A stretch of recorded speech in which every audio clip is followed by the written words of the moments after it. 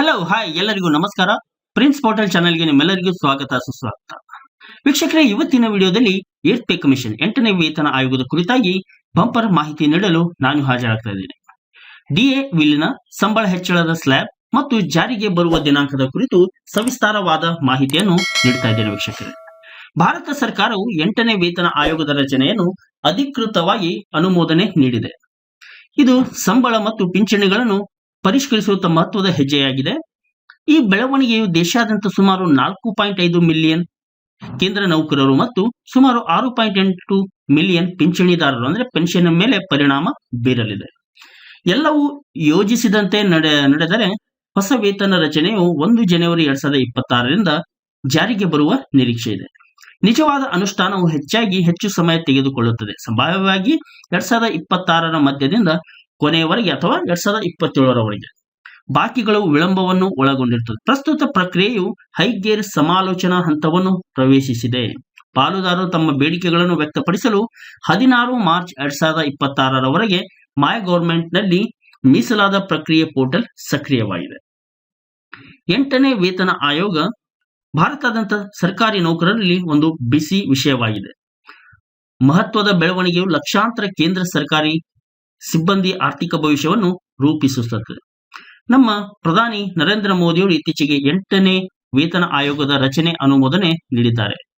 ಆಯೋಗ ಕೇಂದ್ರ ಸರ್ಕಾರಿ ನೌಕರರ ವೇತನ ಮತ್ತು ಪಿಂಚಣಿಗಳಲ್ಲಿನ ಸುಧಾರಣೆಗಳನ್ನು ಪರಿಶೀಲಿಸುತ್ತದೆ ಮತ್ತು ಶಿಫಾರಸು ಕೂಡ ಮಾಡುತ್ತದೆ. ವೀಕ್ಷಕರೇ, ಹಾಗಾದರೆ ಈ 8ನೇ ವೇತನ ಆಯೋಗದ ಎಂದರೇನು? ಇದು ಒಂದು ಯಕ್ಷ ಪ್ರಶ್ನೆ. 8ನೇ ವೇತನ ಆಯೋಗವು ಕೇಂದ್ರ ಸರ್ಕಾರಿ ನೌಕರರ ವೇತನವನ್ನು ಪರಿಶೀಲಿಸಲು ಮತ್ತು ಪರಿಷ್ಕರಿಸಲು ಭಾರತ ಸರ್ಕಾರವು ರಚಿಸಿದ ಸಮಿತಿಯಾಗಿರುತ್ತೆ. ಶಿಫಾರಸುಗಳನ್ನು ಮಾಡುವ ಮೊದಲು ಆಯೋಗವು ಹಣದುಬ್ಬರ, ಆರ್ಥಿಕ ಬೆಳವಣಿಗೆ ಮತ್ತು ಜೀವನ ಮಟ್ಟದಂತಹ ಅಂಶಗಳನ್ನು ಪರಿಶೀಲಿಸುತ್ತದೆ. 8ನೇ ವೇತನ ಆಯೋಗ 2016ರಿಂದ ಜಾರಿಯಲ್ಲಿರುವ 7ನೇ ವೇತನ ಆಯೋಗವನ್ನು ಬದಲಾಯಿಸುತ್ತದೆ. ಸರ್ಕಾರ ಘೋಷಣೆ ಮಾಡಿದಂತೆ ಇದು ಜನವರಿ 1, 2026ರಿಂದ ಜಾರಿಗೆ ಬರಲಿದೆ. 8ನೇ ಕೇಂದ್ರ ವೇತನ ಆಯೋಗವನ್ನು ಭಾರತ ಸರ್ಕಾರವು ನವೆಂಬರ್ 3, 2025ರಿಂದ ಹೊರಡಿಸಿದೆ. ಅಧಿಸೂಚನೆಯ ಮೂಲಕ ಅಧಿಕೃತವಾಗಿ ರಚಿಸಿತು. ಆಯೋಗವು ತನ್ನ ಅಂತಿಮ ವರದಿಯನ್ನು ಸಲ್ಲಿಸುವ ಮೊದಲು ವೇತನ, ಭತ್ಯೆಗಳು, ಪಿಂಚಣಿ ಪ್ರಯೋಜನಗಳನ್ನು ವಿವಿಧ ಅಂಶಗಳನ್ನು ಅಧ್ಯಯನ ಮಾಡಲು 18 ತಿಂಗಳು ಅವಧಿಯನ್ನು ನೀಡಲಾಗಿದೆ. ಇದು ಪ್ರಸ್ತುತ ನವದೆಹಲಿಯ ಜನಪಥ್ ಚಂದ್ರಲೋಕ್ ಕಟ್ಟಡದ 3ನೇ ಮತ್ತು 7ನೇ ಮಹಡಿಗಳಿಂದ ಕಾರ್ಯನಿರ್ವಹಣೆ ಮಾಡುತ್ತದೆ. ಈ ಅವಧಿಯಲ್ಲಿ ಕೇಂದ್ರ ಸರ್ಕಾರಕ್ಕೆ ತನ್ನ ಶಿಫಾರಸುಗಳನ್ನು ನೀಡುವ ಮೊದಲು ಡೇಟಾ ಸಂಗ್ರಹಣೆ ಮಾಡುತ್ತದೆ ಮತ್ತು ಪಾಲುದಾರರೊಂದಿಗೆ ಸಮಾಲೋಚನೆ ಸಭೆ ಮಾಡಿ ಉದ್ಯೋಗಿ ಗುಂಪುಗಳಿಂದ ಪ್ರಾತಿನಿಧ್ಯತೆಗಳನ್ನು ಪರಿಶೀಲಿಸುತ್ತದೆ. ಮಾಹಿತಿ ಪ್ರಸಾರ ಸಚಿವ ಅಶ್ವಿನಿ ವೈಷ್ಣವ್ ಅವರು ಶೀಘ್ರದಲ್ಲೇ ಸಮಿತಿ ಅಧ್ಯಕ್ಷರು ಮತ್ತು 2 ಸದಸ್ಯರನ್ನು ನೇಮಿಸಲಿದ್ದಾರೆ ಅಂತ ಒಂದು ಮಾಹಿತಿ ಕೂಡ ಬರ್ತಾ ಇದೆ.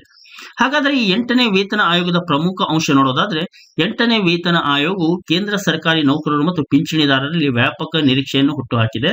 ಪ್ರಮುಖ ನವೀಕರಣಗಳು ಮತ್ತು ನಿರೀಕ್ಷೆಗಳು ಈ ವಿಡಿಯೋದಲ್ಲಿ ನಿಮಗೆ ಸಿಗುತ್ತೆ. ವೀಕ್ಷಕರೇ, ಅನುಮೋದನೆ ಮತ್ತು ಬಿಡುಗಡೆ. ಕೇಂದ್ರ ಸರ್ಕಾರವು 8ನೇ ವೇತನ ಆಯೋಗವನ್ನು 2025ರಿಂದ ಜನವರಿ 17ರಂದು ಘೋಷಣೆ ಮಾಡಿತ್ತು.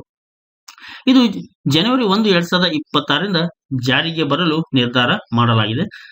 ಅನುಷ್ಠಾನಕ್ಕೆ ಮುನ್ನ ಆಯೋಗವನ್ನು ಔಪಚಾರಿಕವಾಗಿ ಸ್ಥಾಪಿಸಲಾಗುವುದು ಮತ್ತು ಅದರ ವಿವರವಾದ ವರದಿಯನ್ನು ಅನುಮೋದನೆಗಾಗಿ ಸರ್ಕಾರಕ್ಕೆ ಸಲ್ಲಿಸಲಾಗುವುದು. ನ್ಯಾಯಮೂರ್ತಿ ರಂಜನಾ ಪ್ರಕಾಶ್ ದೇಸಾಯಿ ಅವರನ್ನು ಅಧ್ಯಕ್ಷರನ್ನಾಗಿ ನೇಮಿಸಲಾಗಿದ್ದು, ಆಯೋಗದ ಔಪಚಾರಿಕ ರಚನೆಗೆ ಇದು ಸಾಕ್ಷಿಯಾಗಿದೆ. ಸರ್ಕಾರವು ಮೈ ಗವರ್ಮೆಂಟ್ ವೇದಿಕೆಯ ಮೂಲಕ ಸಾರ್ವಜನಿಕರಿಂದ ಸಲಹೆಗಳನ್ನು ಆಹ್ವಾನಿಸಿದ್ದು, ಅಂತಿಮ ದಿನಾಂಕ ಮಾರ್ಚ್ 16, 2026 ಎಂದು ನಿಗದಿಪಡಿಸಲಾಗಿದೆ. ನೌಕರರ ಸಂಘಗಳು 2.86ರಿಂದ 3.25ರ ಒಂದು ವ್ಯಾಪ್ತಿಯಲ್ಲಿ ಫಿಟ್ಮೆಂಟ್ ಅಂಶಗಳನ್ನು ಒತ್ತಾಯಿಸುತ್ತಿದೆ. ಆಯೋಗವು ತನ್ನ ವರದಿಯಲ್ಲಿ ಸಲ್ಲಿಸಲು ನವೆಂಬರ್ 3, 2025ರಿಂದ 18 ತಿಂಗಳುಗಳನ್ನು ನೀಡಲಾಗಿರುವುದರಿಂದ ವರದಿಯನ್ನು ಪರಿಶೀಲಿಸಿ ಅನುಮೋದನೆ ಪಡೆದ ನಂತರ 2027ರಲ್ಲಿ ಅಂತಿಮ ಅನುಷ್ಠಾನವು ವಾಸ್ತವಿಕವಾಗಿ ನಡೆಯಬಹುದು. ಹಾಗಾದರೆ ಈ 8ನೇ ವೇತನ ಆಯೋಗದ ಫಲಾನುಭವಿಗಳು ನೋಡೋದಾದ್ರೆ, ಸುಮಾರು 49 ಲಕ್ಷ ಸೇವೆ ಸಲ್ಲಿಸುತ್ತಿರುವ ನೌಕರರು ಮತ್ತು ಸುಮಾರು 65 ಲಕ್ಷ ನಿವೃತ್ತ ಪಿಂಚಣಿದಾರರು ವೇತನ ಮತ್ತು ಪಿಂಚಣಿ ಪರಿಷ್ಕರಣೆಯಿಂದ ಪ್ರಯೋಜನ ಪಡೆಯುವ ನಿರೀಕ್ಷೆ ಇದೆ. ಫಿಟ್ಮೆಂಟ್ ಅಂಶ ಮತ್ತು ವೇತನ ಹೆಚ್ಚಳ. ಫಿಟ್ಮೆಂಟ್ ಅಂಶವು 2.6ರಿಂದ 2.85 ನಡುವೆ ಇರಬಹುದು ಎಂದು ತಜ್ಞರು ಸೂಚನೆ ನೀಡಿದ್ದಾರೆ. ಇದರ ಅರ್ಥ ಸಂಬಳ 25ರಿಂದ 30% ಹೆಚ್ಚಾಗಬಹುದು. ಉದಾಹರಣೆಗೆ ಪ್ರಸ್ತುತ 20,000 ಮೂಲ ವೇತನವು 46,600ರಿಂದ 57,200 ವರೆಗೆ ಹೆಚ್ಚಾಗಬಹುದು. ಪಿಂಚಣಿ ಪರಿಷ್ಕರಣೆಗಳು ನೋಡೋದಾದ್ರೆ ಪ್ರಸ್ತುತ 9,000 ರೂಪಾಯಿ ಗಳಿರುವ ಒಂದು ಕನಿಷ್ಠ ಪಿಂಚಣಿ ಅಂತಿಮ ಫಿಟ್ಮೆಂಟ್ ಅಂಶಗಳನ್ನು ಅವಲಂಬಿಸಿ ಸುಮಾರು 22,500ರಿಂದ 25,200 ರೂಪಾಯಿ ಹೆಚ್ಚಾಗಬಹುದು. ಪಿಂಚಣಿ ಹೆಚ್ಚಳವನ್ನು ವೇತನ ರಚನೆಗೆ ಅನುಗುಣವಾಗಿ ಹೊಂದಿಸಲಾಗುವುದು. ಐತಿಹಾಸಿಕ ಕಾಲಗಣನೆ ನೋಡೋದಾದ್ರೆ 7ನೇ ವೇತನ ಆಯೋಗ 2016 2.57 ಫಿಟ್ಮೆಂಟ್ ಅಂಶವನ್ನು ಪರಿಚಯ ಮಾಡಿತ್ತು. 6ನೇ ವೇತನ ಆಯೋಗ 2006 1.86 ಅಂಶಗಳನ್ನು ಹೊಂದಿತ್ತು. 5ನೇ ವೇತನ ಆಯೋಗ 1994ರಲ್ಲಿ ರಚಿಸಲಾಯಿತು. ಕೊಡುಗೆಗಳ ಮೇಲೆ ಪರಿಣಾಮ ನೋಡೋದಾದ್ರೆ ರಾಷ್ಟ್ರೀಯ ಪಿಂಚಣಿ ವ್ಯವಸ್ಥೆ NPS ನ್ಯೂ ಪೆನ್ಷನ್ ಸ್ಕೀಮ್ ನೌಕರರ ಮೂಲ ವೇತನ ಪ್ಲಸ್ DAಯ 10% ಕೊಡುಗೆ ನೀಡುತ್ತಾರೆ. ಆದರೆ ಸರ್ಕಾರವು 14% ಕೊಡುಗೆ ನೀಡುತ್ತದೆ. ಪರಿಷ್ಕೃತ ವೇತನ ಜಾರಿಗೆ ಬಂದ ನಂತರ ಈ ಕೊಡುಗೆಗಳು ಹೆಚ್ಚಾಗಲಿದೆ.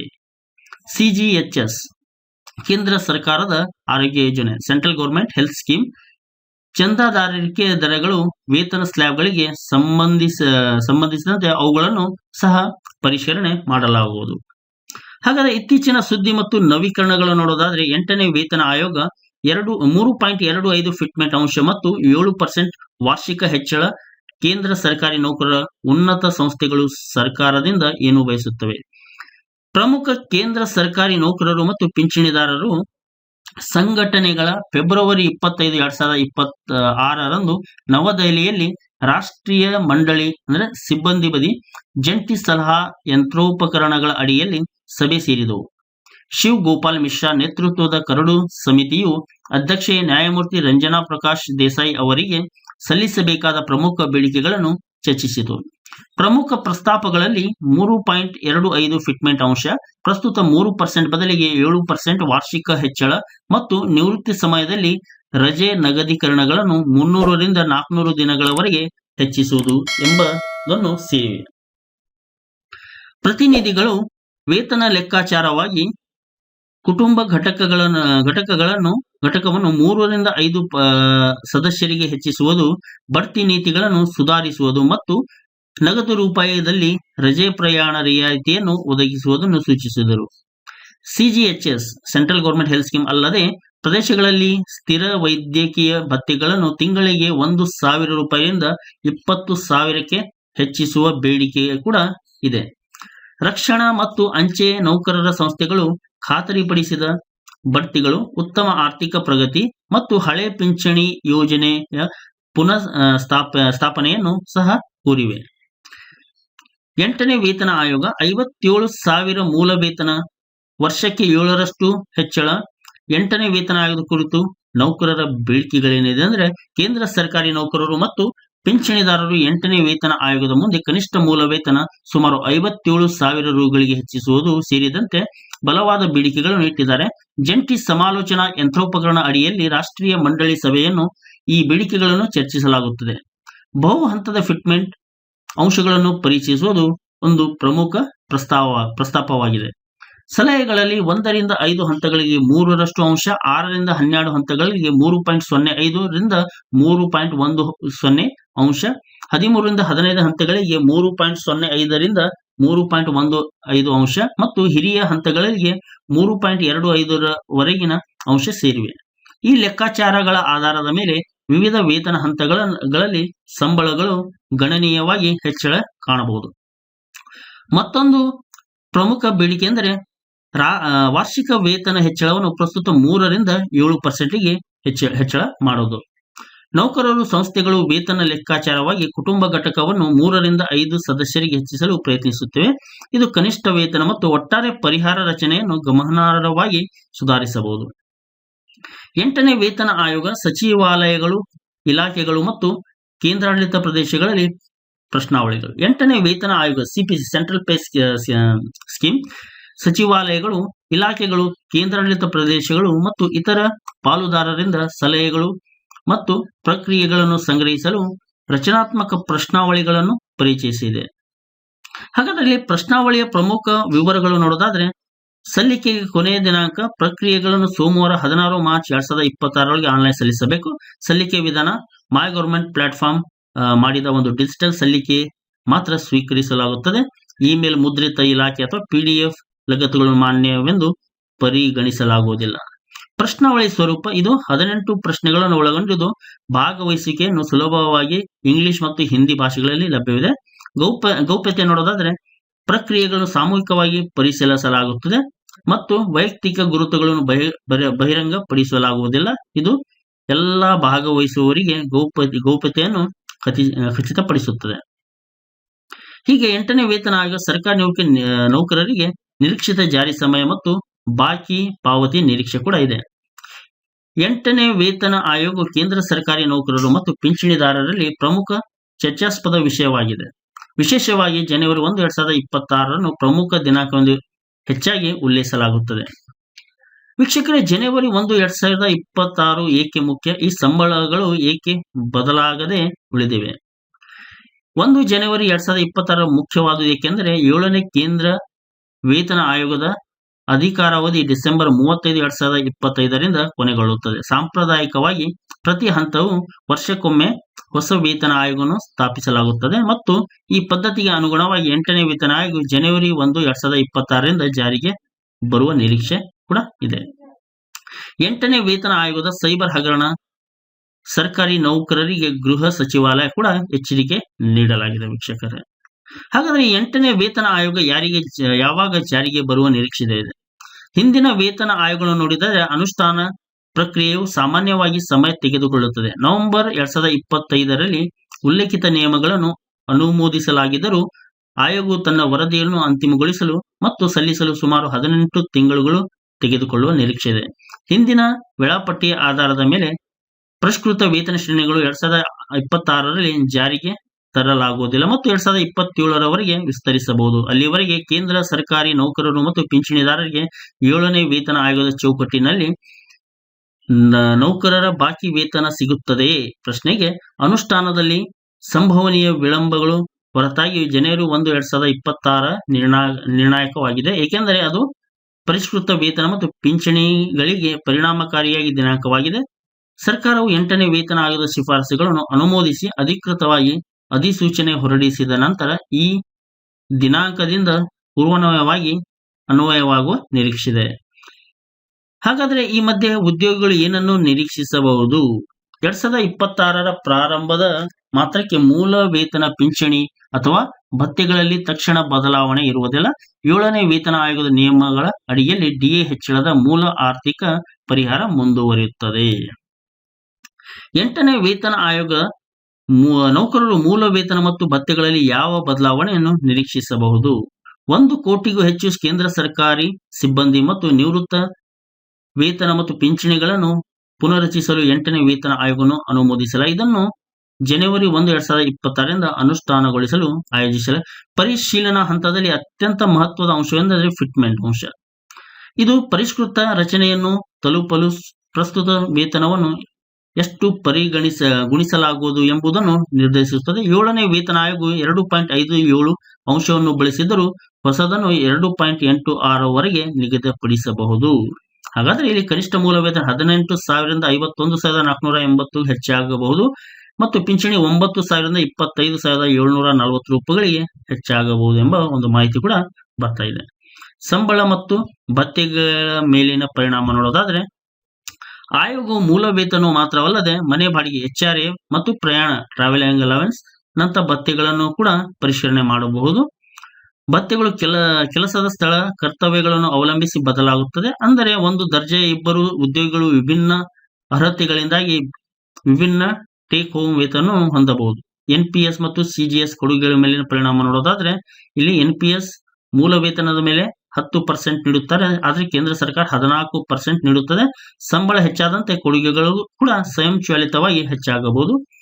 ಇಲ್ಲಿ CGS ಕೂಡ ಬದಲಾಗುವ ಸಾಧ್ಯತೆ ಇದೆ. ವಿವಿಧ ಶ್ರೇಣಿಗಳಿಗೆ ಅಂದಾಜು ವೇತನ ಹೆಚ್ಚಳ. ಗ್ರೇಡ್ ಹೋಮ್ 2000 ಹಂತ 3 ಮೂಲ ವೇತನ 57,456 ರೂಪಾಯಿ ಆಗಿರಬಹುದು. HRA TA ಒಂದಿಗೆ 74,845 ರೂಪಾಯಿ ಆಗ್ಬೋದು. ಸುಮಾರು ಟೇಕ್ ಹೋಮ್ ಸ್ಯಾಲರಿ 68,849 ಆಗ್ಬೋದು. ಗ್ರೇಡ್ 4,700 ಹಂತ 6ರಲ್ಲಿ ಇಲ್ಲಿ 93,708 ಬೇಸಿಕ್, ಒಟ್ಟು ಒಂದು ವೇತನ 1,19,790, ನಿವ್ವಳ ಸುಮಾರು 1,09,977. ಅದೇ ರೀತಿ 5,400 ಗ್ರೇಡ್ಗೆ ಅಂದ್ರೆ ಹಂತ 9, ಇಲ್ಲಿ ನಿಮ್ಮ ಒಂದು ಟೇಕ್ ಹೋಮ್ ಸ್ಯಾಲರಿ 1,66,401. 6,600 ಹಂತ 11 ಗ್ರೇಡ್ಗೆ ಇಲ್ಲಿ ನಿವ್ವಳ ವೇತನ 2,16,825ಕ್ಕೆ ಹತ್ತಿರದಲ್ಲಿ ಇರಬಹುದೆಂದು ಒಂದು ಅಂದಾಜಿಸಲಾಗಿದೆ. ಮೂಲ ವೇತನದ ಮೇಲೆ ಎಷ್ಟು ಅಮೌಂಟ್ ಅನ್ನು ನಿಮಗೆ ನೀಡಲಾಗುತ್ತದೆ ಅಂದ್ರೆ 8ನೇ ವೇತನ ಆಯೋಗ ತಜ್ಞರು 2.28 ಮತ್ತು 2.86 ನಡುವಿನ ಫಿಟ್ಮೆಂಟ್ ಅಂಶವನ್ನು ಹೋಲಿಸಿದರೆ 7ನೇ ವೇತನ ಆಯೋಗ 2.57 ಫಿಟ್ಮೆಂಟ್ ಅಂಶವನ್ನು ಬಳಸಿದರೆ 6ನೇ ವೇತನ ಆಯೋಗ 1.86 ಫಿಟ್ಮೆಂಟ್ ಅಂಶ ಹೊಂದಿತ್ತು. ಈ ಫಿಟ್ಮೆಂಟ್ ಅಂಶ ಹೆಚ್ಚಾದಷ್ಟು ಸರ್ಕಾರಿ ನೌಕರರ ಸಂಬಳ ಕೂಡ ಹೆಚ್ಚಳ ಆಗಲಿದೆ. ಫಿಟ್ಮೆಂಟ್ ಅಂಶದ ಮೇಲೆ ಬೀರುವ ಅಂಶಗಳು ನೋಡಿದ್ರೆ ಹಣದುಬ್ಬರ ದರ, ಜೀವನ ವೆಚ್ಚಗಳು, ಆರ್ಥಿಕ ಪರಿಸ್ಥಿತಿ, ನೌಕರರ ಕಾರ್ಯಕ್ಷಮತೆ, ಮಾರುಕಟ್ಟೆ ಹೋಲಿಕೆ. ಹೀಗೆ ನೋಡೋದಾದ್ರೆ ಇಲ್ಲಿ ವೀಕ್ಷಕರೇ 8ನೇ ವೇತನ ಆಯೋಗ ನಮ್ಮ ಸರ್ಕಾರಿ ನೌಕರರಿಗೆ, ಕೇಂದ್ರ ಸರ್ಕಾರಿ ನೌಕರರು ಮತ್ತು ಪಿಂಚಣಿದಾರರಿಗೆ ಒಂದು ದೊಡ್ಡ ವರದಾನವಾಗಿ ಪರಿಗಣಿಸಲಾಗಿದೆ ವೀಕ್ಷಕರೇ. ಒಂದು ಉತ್ತಮವಾದ ವೇತನವನ್ನು ಮುಂಬರುವ ದಿನದಲ್ಲಿ ಹೊಂದಲಿದ್ದಾರೆ. ಇಷ್ಟ ಹೇಳ್ತಾ ಪ್ರಿನ್ಸ್ ಪೋರ್ಟಲ್ ಚಾನಲ್, ನಾನು ನಿಮ್ಮ ಅಶೋಕ್ ಕುಮಾರ್ ನಾಯ್ಕ್ ಇವತ್ತಿನ ವಿಡಿಯೋದಲ್ಲಿ ಮುಖ್ಯವಾದ ಮಾಹಿತಿಯನ್ನು ನೀಡಿದೆ ಅಂತ ಭಾವಿಸ್ತಾ ಇದ್ದೀನಿ. ವಿಡಿಯೋ ಇಷ್ಟ ಆದರೆ ಲೈಕ್ ಕೊಡೋದನ್ನು ಮಾತ್ರ ಮರಿಬೇಡಿ ಮತ್ತು ನಿಮ್ಮ ಬಳಗದಲ್ಲಿ ಶೇರ್ ಮಾಡಿ ನನ್ನ ಈ ಪುಟ್ಟ ಪ್ರಯತ್ನಕ್ಕೆ ಪ್ರೋತ್ಸಾಹ ನೀಡಿ. ಏನಾದರೂ ತಪ್ಪಾದರೆ ದಯವಿಟ್ಟು ಕಮೆಂಟ್ ಬಾಕ್ಸ್ ನಲ್ಲಿ ಹಾಕಿ ನನ್ನನ್ನು ಇಂಪ್ರೂವ್ ಮಾಡಲು ಒಂದು ಸಲಹೆ ಕೂಡ ನೀವು ನೀಡಬೇಕಾಗುತ್ತೆ. ಹೀಗೆ ವಿಡಿಯೋ ನೋಡ್ತಾ ಇರಿ ಎಲ್ಲರಿಗೂ ಶೇರ್ ಮಾಡ್ತಾ ಇರಿ. ಒಳ್ಳೆ ಮಾಹಿತಿ ಕೊಡುವ ಜವಾಬ್ದಾರಿ ನಂದಾಗಿತ್ತು, ಪ್ರೋತ್ಸಾಹ ಕೊಡುವ ಜವಾಬ್ದಾರಿ ನಿಮ್ದಾಗಬೇಕು. ಮುಂದಿನ ದಿನಗಳಲ್ಲಿ ಮತ್ತೆ ಇನ್ನೊಂದು ಒಳ್ಳೆ ವಿಡಿಯೋದೊಂದಿಗೆ ಹಾಜರಾಗ್ತೀನಿ. ಅಲ್ಲಿವರೆಗೂ ವಿರಾಮ ನೀಡಿ. ವಿಡಿಯೋ ನೋಡಿದ ಸಮಸ್ತ ಕರುನಾಡ ಜನತೆಗೆ ಧನ್ಯವಾದಗಳನ್ನು ಸಲ್ಲಿಸುತ್ತಾ ವೈಂಡ್ ಅಪ್ ಮಾಡ್ತಾ ಇದ್ದೀನಿ. ಜೈ ಹಿಂದ್, ಜೈ ಕರ್ನಾಟಕ, ಬಾರಿಸು ಕನ್ನಡ ಡಿಂಡಿಮುವ. ನಿಮ್ಮೆಲ್ಲರ ದಿನ ಶುಭವಾಗಲಿ. ನಮಸ್ಕಾರ.